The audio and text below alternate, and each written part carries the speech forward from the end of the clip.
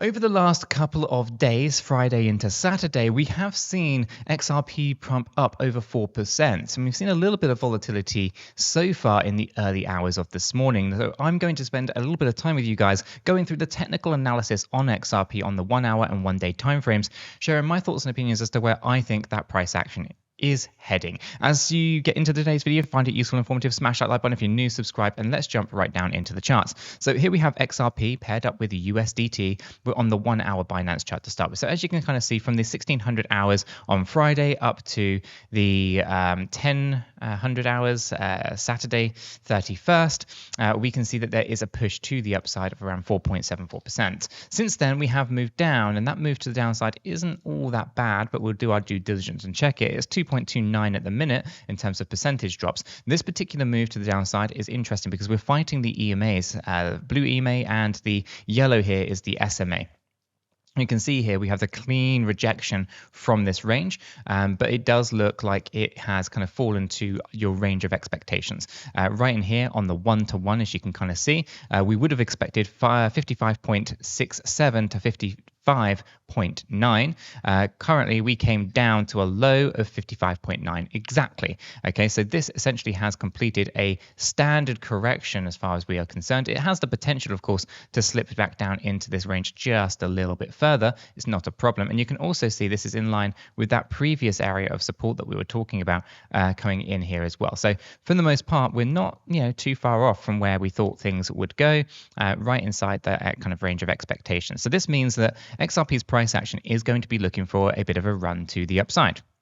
Now, there are a few concerns here. We're oversold and looking for upward momentum on the 1 hour time frame. That's where we are right now. So we are looking for upward momentum. On the 4 hour time frame, we are looking to shift momentum down, indicating that we are overbought and basically buyers are exhausted.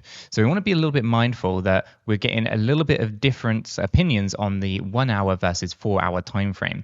But it is still interesting to see that if we do have a push to the upside, that it's going to be pushing the 4 hour stochastic back to the overbought range as well. So with this correction being done, the next move, in my opinion, will be to look to go long on the market on XRP. If I just hypothetically put this here, approximately, we will want a confirmation of reversal. So we'll look for a couple of candles on this hourly chart indicating that we are done down here. But I would be looking at, let's say entry approximately 56.06, stop loss lower than the previous area down over this side here, as you can kind of see. So we'd look for a stop loss lower than 55.7, and we'd look for a 1.5 risk reward ratio. That's going to put us approximately in line with the 50 EMA and also this upper area of resistance. Okay, so you want to be aware that there's this interesting range for XRP's price action right around here, coming in at 56.44 to 56.78. This is a previous area of resistance, as you can kind of see over this side. We've kind of consolidated in it, got rejected from this range, and up here is another retest. So this will be the trade opportunity, but we want to get confirmation before going long. We don't want to just go long right now, even though we've kind of reached our minimum expectations on where we think the price action of the C wave should go. I want to confirm it. Now, anything lower than 1.5 on the risk-reward ratio is not worth doing. It wouldn't make sense from a risk-reward ratio point of view, and it isn't good risk management, so we'll keep an eye on it. If we get a good entry, fantastic. If not, we'll go and look for another opportunity. We're not just going to gamble on the market for the sake of it.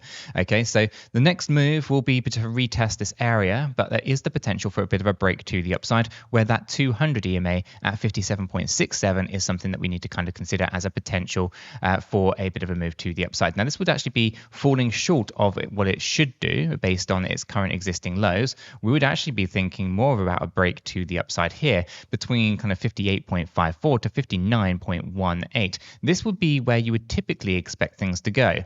And the problem that I have with this is we have to get through a lot of resistance to get there. Okay, so let me go ahead and just remove the fibs off. So obviously we have the 200 EMA, that's your first point of resistance. You also have all of this consolidation that we saw previously, as well as this consolidation down here. And then as we kind of come up to our target range, you also have this previous area of consolidation to contend with over on this side here as well.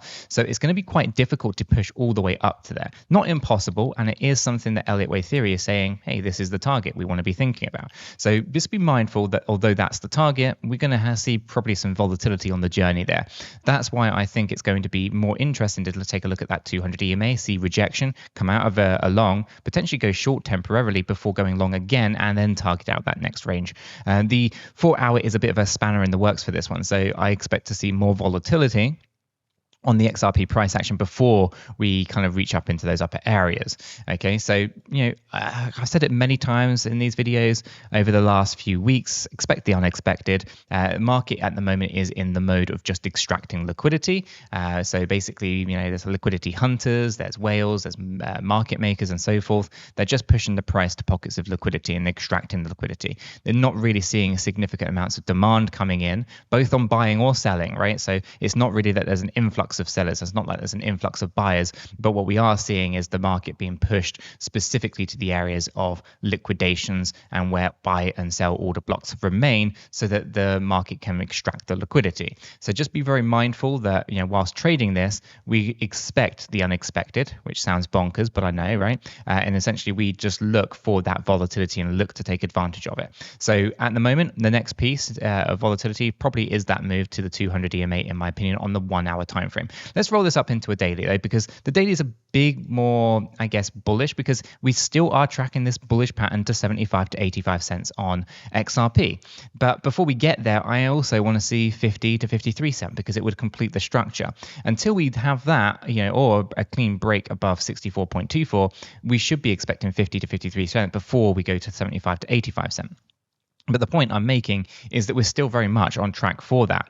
And this is something that we've been tracking pretty much since we kind of had this consolidation in and around kind of the early August range. We were looking at this move to the upside, consolidation, great area for accumulation, and now we're still looking for this next big run to the upside. But I just don't think we're finished with the little sub-wave structure. So for example, we're looking at a little kind of three-wave pattern like this before we get into the next big three-wave pattern to the upside towards that kind of area of 75 to 85 cents. This is all a part of a much bigger play, which looks like this on a bigger scale. And of course, you can see that Y wave up here as well. So we're tracking all of that internally within these price action and these price moves. But we should be thinking, unless of course we invalidate, 50 to 53 cents is where XRP's price action is most likely to go in September. Now, it's not to say that it goes straight there, because I still expect us to rally up, and that is those higher range targets that we're talking about on the 1 hour time frame, before we get into that bigger move to the downside, before we get into the bigger run to the upside.